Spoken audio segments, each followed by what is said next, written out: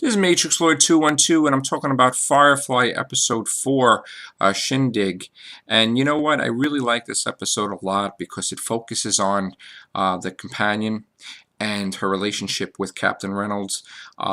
These two remind me in a way of Deanna Troi and Riker. But it's different, of course. But it just, that these two characters are in love with each other.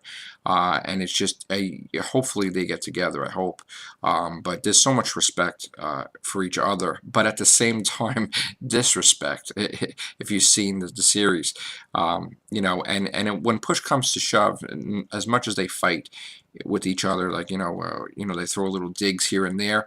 When someone like knocks a member of his crew, Captain Reynolds doesn't take any garbage. It doesn't matter. Like he's so he reminds me of Han Solo too in a way. Like he's just ready to like fight, and he'll defend his crew to the end. But at the same time, he won't compliment them too much. Like if they get out of line, he puts them in their place. So, um, you know he was caught in a position where it wasn't just fighting, he had to sword play. But you know what? He risked his life and everything for the honor of his friend, which is, I guess they're in love with each other, because it looks like that. So, he risked his life for that. And, he even realized like he did wrong with his mechanic, that he got her address and made her feel good about herself and took her to the ball too. So it wasn't that he just used her to go there, but like he has a conscience. You know what I'm saying? The captain has a conscience, and when he does wrong, he will um, you know do some nice things. Like unlike the other character, I think his name is Jane. I think it is.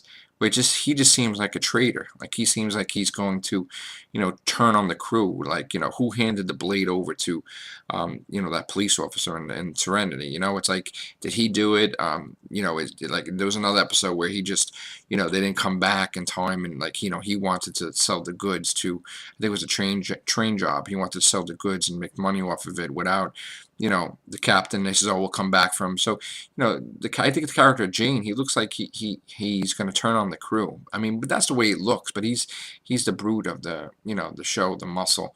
So I don't know what's going to happen with that character, but that's the way it appears. And I love the first officer. I think she's awesome. I believe, correct me if I'm wrong, Dr. Freedom, but I believe she was in Cleopatra 2525. I think. Just like I wasn't sure about, the companion being from V, but I think that she was from Cleopatra 2525. I got to look into that. So if you could look into that, let me know. You probably know the answer to that already.